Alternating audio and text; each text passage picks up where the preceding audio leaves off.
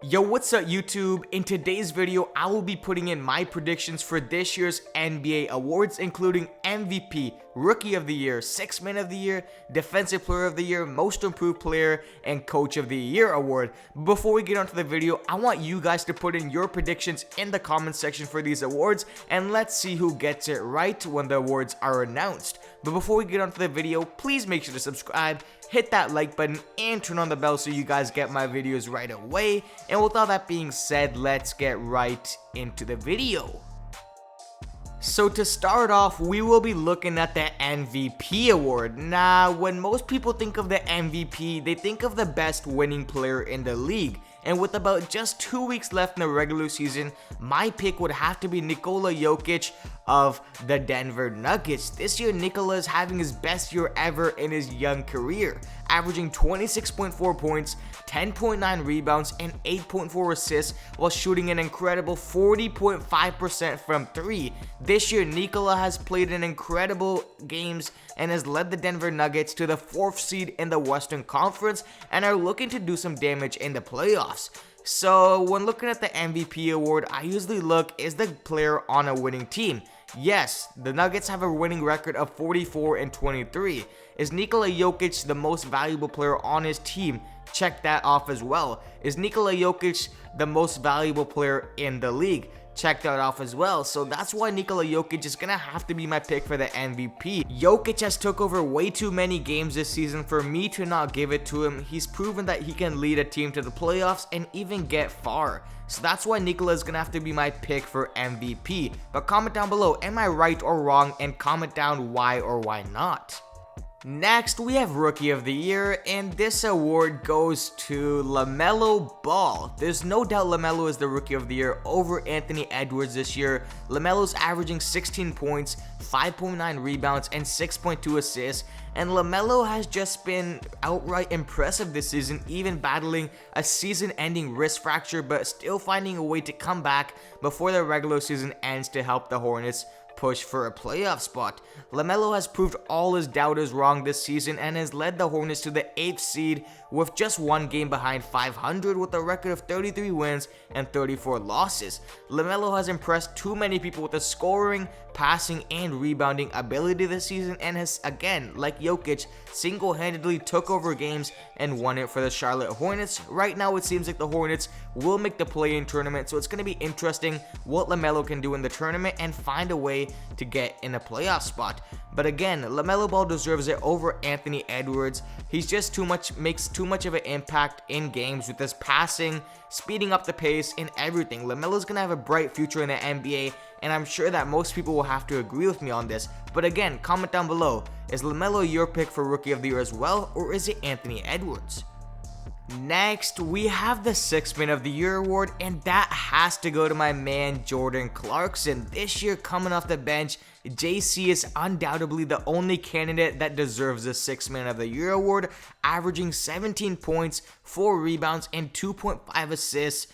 JC has been a key part of the Utah Jazz success this season and has provided great energy and instant impact off the bench.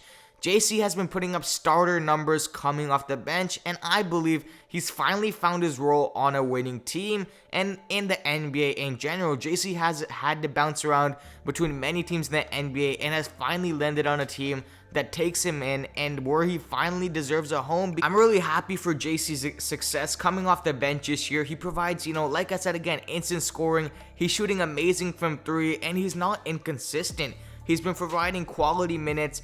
And like I said again, he's going to be a key piece moving ahead into the playoffs for this Utah Jazz, especially in the playoffs, just because of the fact that this Jazz team has one of the best benches in the NBA, and they're going to be a reason why the Jazz go so far and deep into the playoffs. But again, am I wrong or right about this prediction?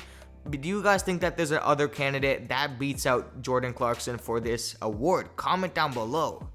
Now we have a little bit of an interesting award, and that is the Most Improved Player of the Year. Off the top of my head, there's so many players who have improved this season, but ultimately I had to decide and let the award go to Julius Randle of the New York Knicks. Without a doubt, Randle has improved significantly and looks like a whole new player with the winning New York Knicks, and he has went from averaging last year 19 points, 9.7 rebounds, and 3 assists while shooting 27% from 3, to now this season averaging an absurd 24 points, 10.2 rebounds, and 5.9 assists while shooting in a ridiculous 41.7% from 3.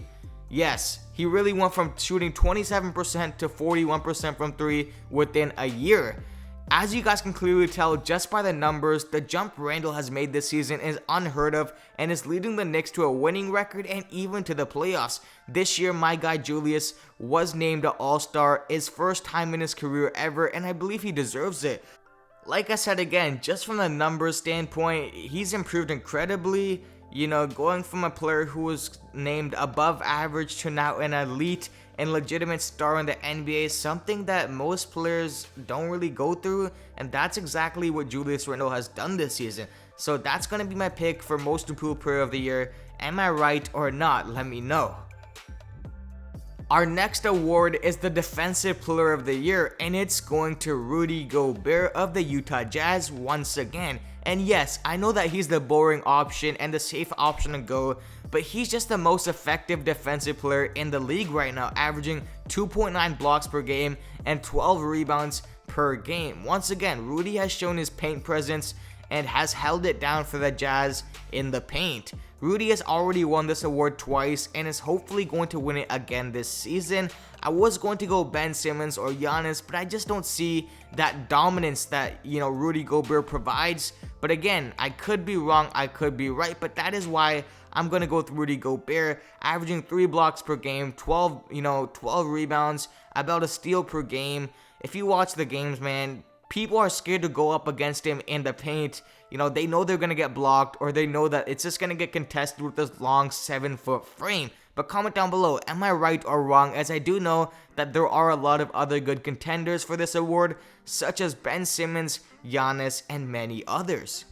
Lastly, we have the Coach of the Year award, and that has to go to the New York Knicks head coach, Tom Thibodeau. There's no doubt Tom deserves this award, as he has made the Knicks not only a winning team, but a legitimate playoff team that can get past the first round. The Knicks' record last season was 21 wins and 45 losses and finished at the 12th seed. And now this season, the Knicks are sitting at the 4th spot in the East with a 37 win and 30 loss record.